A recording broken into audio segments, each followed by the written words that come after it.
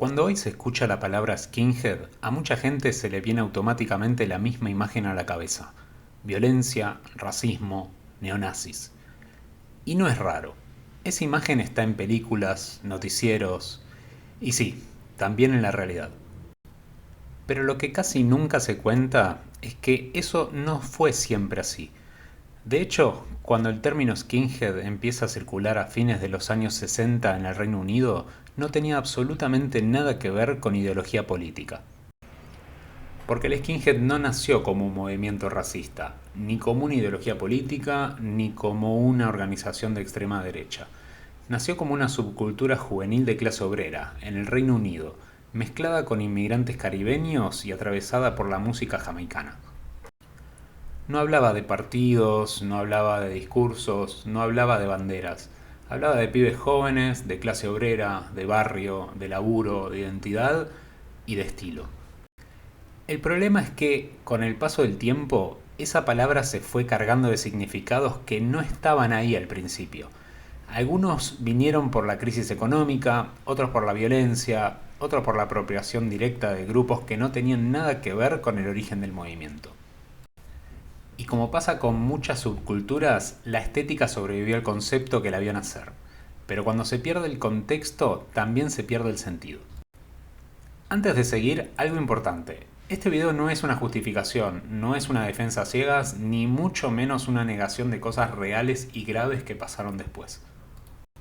Es un intento de explicar de dónde sale realmente la cultura skinhead, cómo surge en el Reino Unido de posguerra y en qué momento y por qué termina convertida en uno de los símbolos más malinterpretados del siglo XX. Porque si hay algo que define al skinhead original antes que cualquier otra cosa, es esto: nace en la clase obrera británica. Y acá va el primer dato que suele sorprender. Los primeros skinheads no solo no rechazaban la cultura negra, sino que la tenían en el centro. Escuchaban ska, reggae, rocksteady y bailaban esa música todos los fines de semana. Para entender cómo se pasó de ahí a lo que hoy muchos imaginan, hay que volver atrás, muy atrás, a un Reino Unido que estaba tratando de reconstruirse después de la guerra.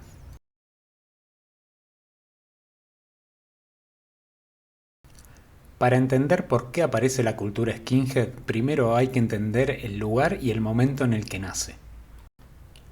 Estamos en Reino Unido, finales de los años 50 y 60, un país devastado económica y socialmente después de la Segunda Guerra Mundial. Muchas ciudades industriales estaban destruidas o muy deterioradas. La vivienda escaseaba, el trabajo era duro, mal pago y la vida cotidiana no tenía mucho margen para el lujo. La mayoría de los jóvenes de clase obrera no pensaban en la universidad, ni en los viajes, ni en encontrarse a uno mismo. A los 15 o 16 años ya estaban entrando a fábricas, astilleros, talleres o puertos. Ese contexto marca mucho a una generación. No había demasiado futuro prometido, pero sí había algo muy fuerte: el barrio, el grupo, la pertenencia. No hay demasiadas expectativas de subir socialmente, no hay grandes promesas, hay rutina, hay cansancio y una identidad muy ligada al barrio y al trabajo. Y algo importante: esa juventud no se siente representada por la cultura dominante de la época. Mientras la clase media experimenta con hippies, psicodelia y discursos idealistas, los pibes de clase obrera viven una realidad mucho más concreta. La clase obrera británica tenía, y tiene, una identidad muy marcada. No era solo una condición económica, era una forma de pararse frente al mundo. Trabajar duro, bancársela, no aparentar lo que no sos. La ropa, en ese sentido, no era una fantasía. Tenía que ser resistente, barata y funcional. Y eso es importante, porque muchas de las cosas que después se van a asociar con los skinheads no nacen como símbolos ideológicos, sino como soluciones prácticas. Pelo corto porque es más cómodo para el trabajo, botas porque duran y protegen, jeans porque aguantan. Nada de eso era una declaración política, era una cuestión práctica. En este Reino Unido el barrio lo era todo. No era solo el lugar donde vivías, sino donde construías identidad. Los pubs, los clubes, las canchas, las calles. Ahí se socializaba, ahí se escuchaba música, ahí se armaban grupos. Y para muchos de estos chicos, la subcultura no era una moda que se elegía, sino una forma de decir, yo soy de acá, pertenezco a esto. Pero al mismo tiempo que esto pasaba, el Reino Unido estaba cambiando. Y mucho. Después de la guerra, el país necesitaba mano de obra. Y eso abrió la puerta a una inmigración masiva desde el Caribe, especialmente desde Jamaica. Esa llegada no solo trajo trabajadores, sino también música, cultura, trajo nuevas formas de vestir, de hablar, de ocupar un espacio urbano. Y en los mismos barrios obreros donde crecían estos pibes ingleses, empezaron a convivir con jóvenes caribeños que estaban viviendo una experiencia bastante parecida. De ese cruce cultural va a salir algo completamente nuevo. Pero para entender eso, primero hay que hablar de una subcultura que vino antes, los mods.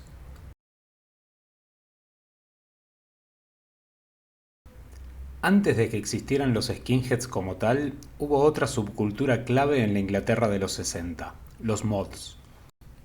Los mods aparecen a fines de los años 50 y explotan durante los 60, sobre todo en las grandes ciudades como Londres. Eran, en su mayoría, jóvenes de clase trabajadora, pero con una diferencia importante. Tenían un fuerte interés por la estética, por verse bien, por distinguirse. El mod cuidaba cada detalle: trajes entallados, camisas prolijas, zapatos lustrados. Nada estaba dejado al azar. Las scooters, Vespa, Lambretta, no eran solo un medio de transporte, eran una extensión de la identidad. Y aunque hoy se los suele recordar como una subcultura cool o elegante, no eran nenes ricos jugando a ser sofisticados. Seguían siendo de clase obrera, solo que querían verse distintos. Quieren dignidad, quieren identidad. Y lo más importante no es la ropa, es la música. Porque si hay algo central en la cultura mod, es la música. Escuchaban soul estadounidense, rhythm and blues y cada vez más ska y música jamaicana. Esa conexión con la música negra no era una pose política, era afinidad cultural, era ritmo, baile, noche, club, discoteca. Y eso es importante, porque rompe la idea de que estas subculturas nacen desde el rechazo al otro. Acá, al menos en el origen, pasa exactamente lo contrario. Ahora, no todos los mods eran iguales. Con el tiempo, la escena mod se va dividiendo. Por un lado, aparecen los llamados picot mods, más ligados a la moda cara, a la imagen, a lo aspiracional. Y por otro, empiezan a quedar los hard mods, más rudos, más de barrio, menos interesados en parecer refinados. Estos hard mods empiezan a simplificar la ropa. Pelo más corto, ropa más práctica, menos adornos. No porque rechazaban la estética, sino porque su vida cotidiana lo pedía. Y acá es importante decir algo. El skinhead original no aparece de la nada. Es una evolución directa de estos hard mods. Misma clase social, mismos barrios, mismos clubes, misma música. Lo que cambia no es el espíritu, sino la forma. Cuando los hard mods terminan de desprenderse de la estética más elegante y se mezclan cada vez más con la cultura jamaicana de los barrios obreros, ahí empieza a tomar forma algo nuevo. Algo más directo, más crudo, más ligado al trabajo y al territorio. Ahí es donde empiezan a ser el skinhead original.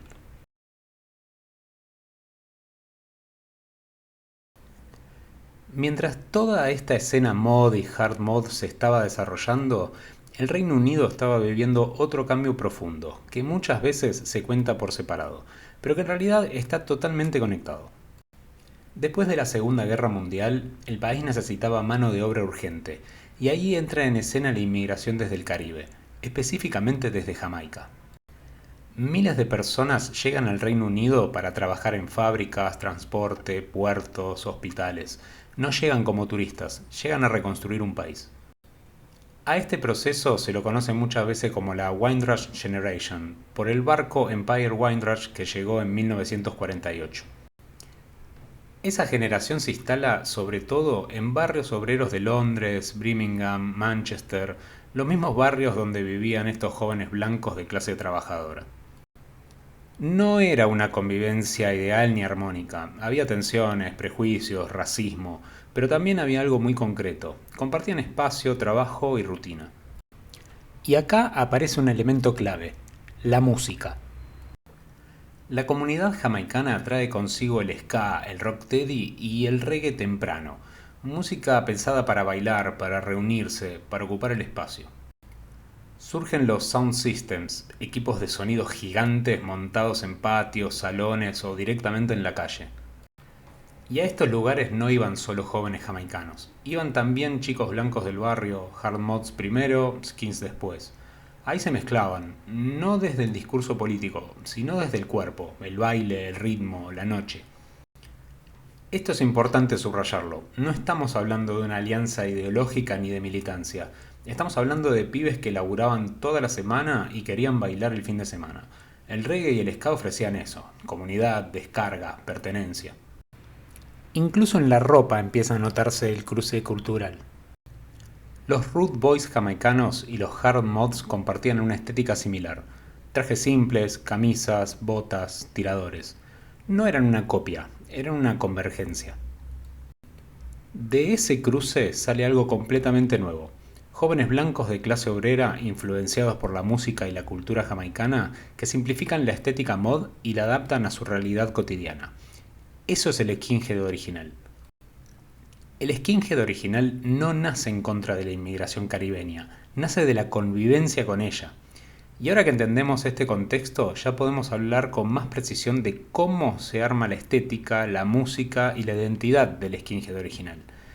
No como mito, no como caricatura, sino como un fenómeno histórico.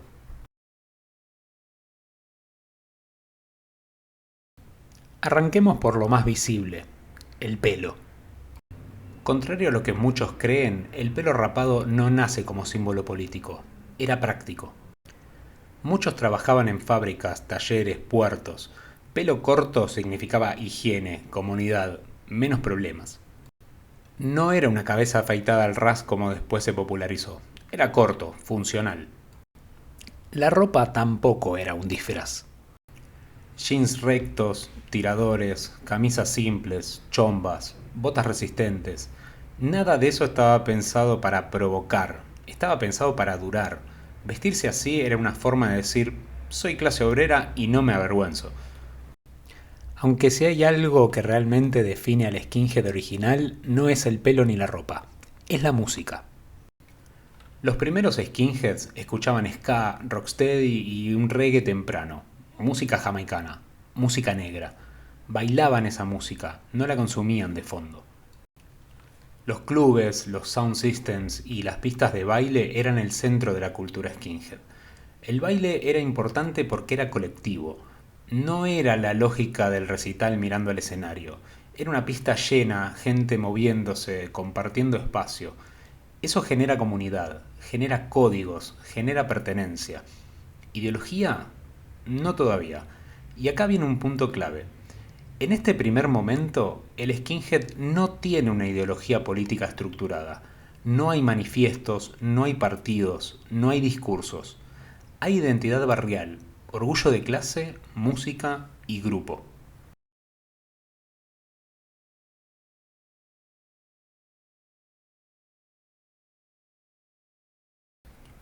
Algo que casi nunca se menciona es que el mundo skinhead no fue exclusivamente masculino. Las skinhead girls existieron desde el inicio, no como acompañantes, sino como una parte activa de la escena. Compartían estética, música y la vida en el barrio. Esto rompe otra idea común, que el skinhead original era un espacio cerrado y ultramasculino. Era una subcultura dura, sí, pero social.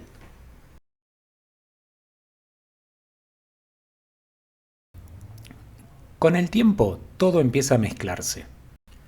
Skinheads, hooligans, punks, casuals. Desde afuera todo parece lo mismo, pero no lo era.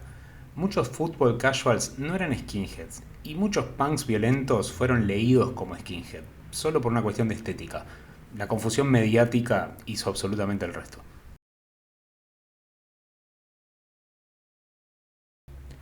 La etapa del skinhead original es relativamente corta, y no porque se corrompa de golpe, sino porque el mundo alrededor cambia. A comienzos de los años 70, el Reino Unido entra en una crisis económica profunda. Las industrias que habían sostenido a la clase obrera empiezan a derrumbarse. Cierran fábricas, aumentan los despidos, aparecen huelgas masivas. Para muchos jóvenes, el camino que habían seguido sus padres deja de existir.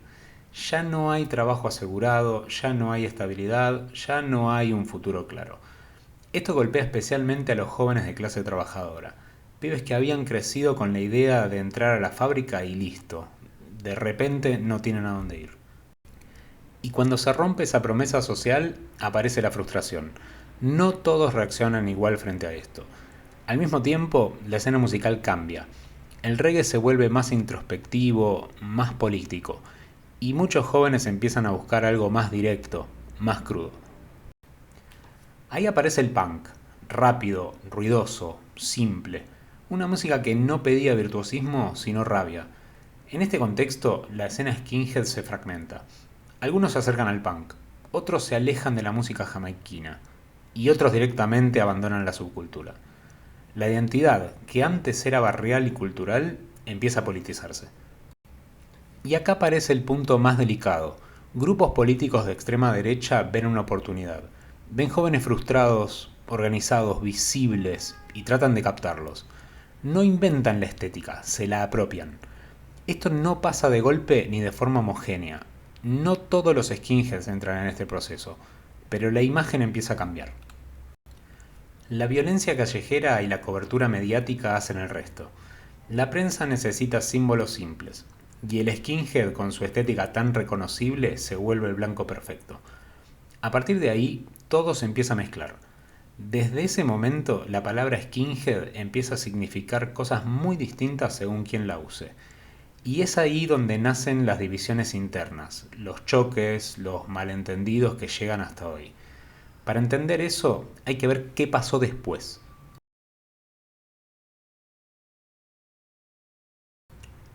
Una vez que la imagen del skinhead empieza a asociarse con la violencia y el extremismo en el Reino Unido, pasa algo clave. Esa imagen se exporta. Y cuando se exporta, ya no viaja con todo su contexto original. A fines de los 70 y durante los 80, la estética skinhead empieza a aparecer en otros países. Estados Unidos, Europa continental y más tarde en América Latina. Pero lo que llega no es la historia completa, llega la versión recortada. Pelo corto, botas, actitud agresiva. La música, el contexto obrero británico y la influencia jamaicana quedan en segundo plano, o directamente desaparecen. Cada país toma esa estética y la reinterpreta según sus propios conflictos. En lugares donde el problema central no era la desindustrialización británica, sino tensiones raciales, migratorias o políticas locales, la imagen del skinhead se resignifica. La estética se vuelve una herramienta, un uniforme. En este punto ya no estamos hablando solo de confusión. Grupos abiertamente extremistas adoptan la estética skinhead de manera consciente. No porque represente su origen, sino porque es reconocible, intimidante y mediáticamente efectiva. Es una apropiación directa, y los medios hacen el resto. Fuera del Reino Unido, la palabra skinhead empieza a usarse como sinónimo de extremismo. No hay matices, no hay historia, no hay contexto. Todo se aplana en una sola imagen. Para cuando esta imagen se consolida internacionalmente, el origen del skinhead ya está completamente desdibujado. La conexión con el ska, el reggae, la cultura jamaicana y la clase obrera británica prácticamente desaparece del relato popular. Y eso explica por qué hoy a muchas personas les resulta directamente imposible imaginar otra historia. Pero la historia no termina ahí. Mientras afuera del Reino Unido el estereotipo se consolida, adentro empiezan a pasar dos cosas al mismo tiempo. Por un lado, una nueva escena musical que redefine la identidad de skinhead. Y por otro, una reacción interna que intenta recuperar el sentido original.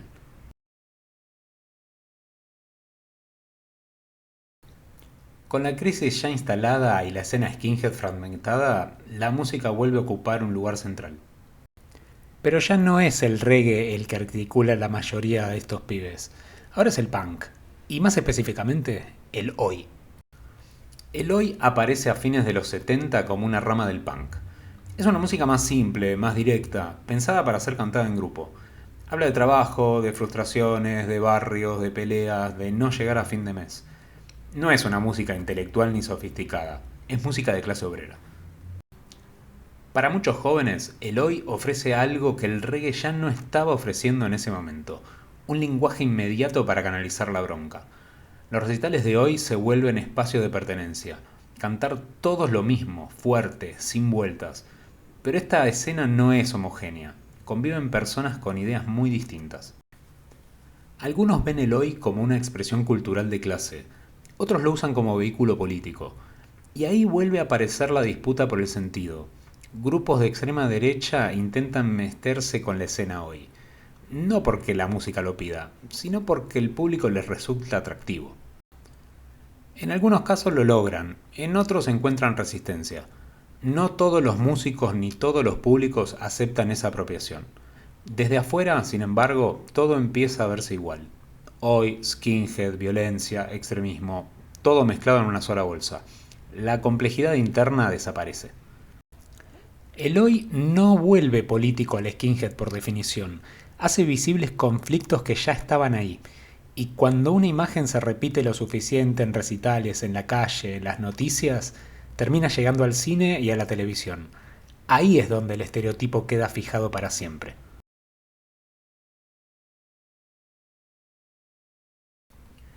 Si el hoy y la crisis empujan el cambio dentro de la escena, el cine y los medios se encargan de fijar la imagen hacia afuera. Porque una cosa es lo que pasa en barrios, clubes o recitales y otra muy distinta es cómo eso se cuenta. Los medios masivos no trabajan bien con matices. Necesitan símbolos claros, reconocibles, fáciles de identificar. Y el skinhead, con su estética tan marcada, encaja perfecto. Pelo rapado, botas, violencia. Eso vende. Eso se entiende rápido. A partir de los años 80 y sobre todo en los 90, el cine empieza a repetir una misma imagen. El skinhead aparece casi siempre como antagonista, violento, irracional, extremista. No importa si la historia es sobre racismo, violencia urbana o marginalidad, la figura es la misma. El problema no es que el cine muestre violencia, el problema es cuando esa ficción se convierte en la única versión conocida. Para mucha gente, el primer contacto con la palabra skinhead no fue histórico ni cultural, fue una película. La televisión refuerza esa idea. Cada vez que hay un hecho violento protagonizado por alguien rapado, la etiqueta aparece, skinhead. No importa si la persona se identifica así, si pertenece a la cultura o si solo comparte una estética. La palabra ya funciona como sinónimo. A fuerza de repetición, el estereotipo se vuelve sentido común, y cuando algo entra en el sentido común, deja de cuestionarse.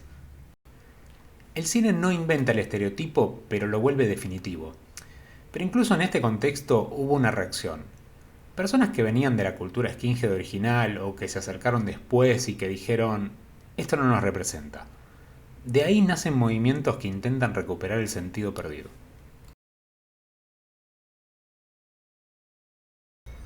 Mientras el cine, los medios y parte de la política fijaban una imagen única del skinhead, dentro de la propia cultura empezó a gestarse una reacción.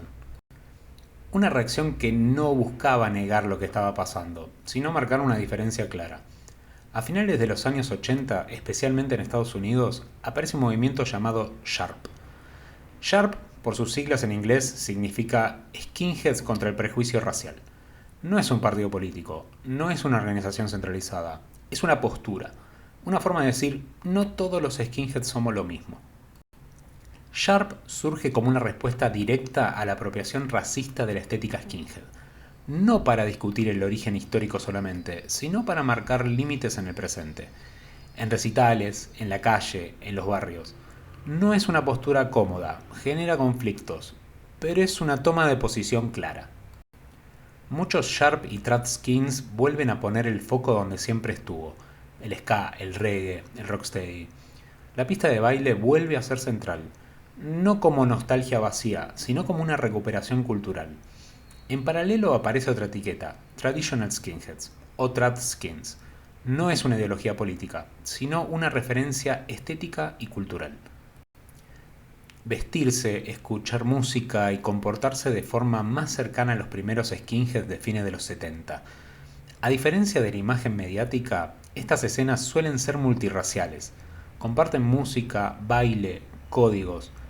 No son masivas, no son visibles para los medios, pero existen. Esto también es importante decirlo. Sharp y Tradskins no borran los problemas, no hacen desaparecer la violencia ni las contradicciones, pero demuestran que la historia es más compleja de lo que suele contarse. Con todo esto sobre la mesa, queda una última cosa por hacer: desarmar algunos mitos que siguen circulando hasta hoy.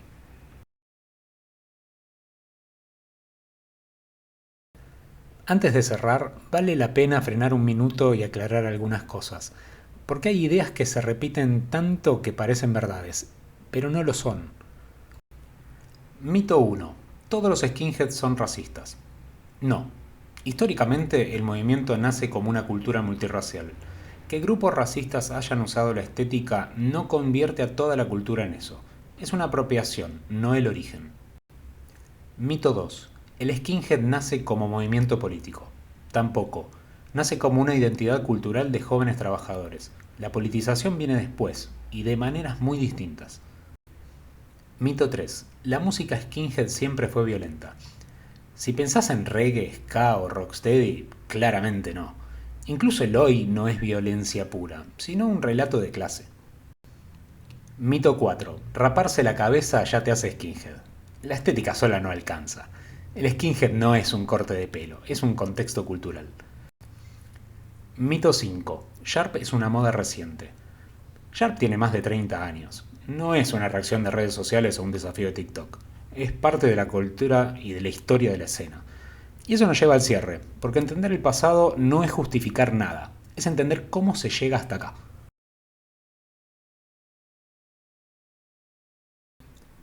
La historia rara vez es cómoda. La cultura skinhead no nace del odio, nace del trabajo, de la calle, de la música y de la convivencia entre personas muy distintas. Eso no la vuelve pura, ni perfecta, ni inmune a los conflictos. Con el tiempo, esa cultura fue fragmentada, apropiada y reinterpretada. Algunos la usaron para expresar frustración social, otros la usaron para empujar ideas políticas, y los medios quedaron con la versión más fácil de contar. Explicar el origen no significa justificar la violencia ni el extremismo, significa entender cómo una identidad puede cambiar de sentido, y cómo una estética puede terminar representando algo completamente distinto a lo que fue en su origen. La historia de los skinheads no es un caso aislado, es un ejemplo de algo que pasa todo el tiempo. Culturas populares que nacen en un contexto y después son usadas para otra cosa. Cuando reducimos una cultura a su peor versión, perdemos la posibilidad de entenderla. Y cuando dejamos de entender, solo quedan los mitos. Y si este video te ayudó a ver el tema con otros ojos, ya valió la pena.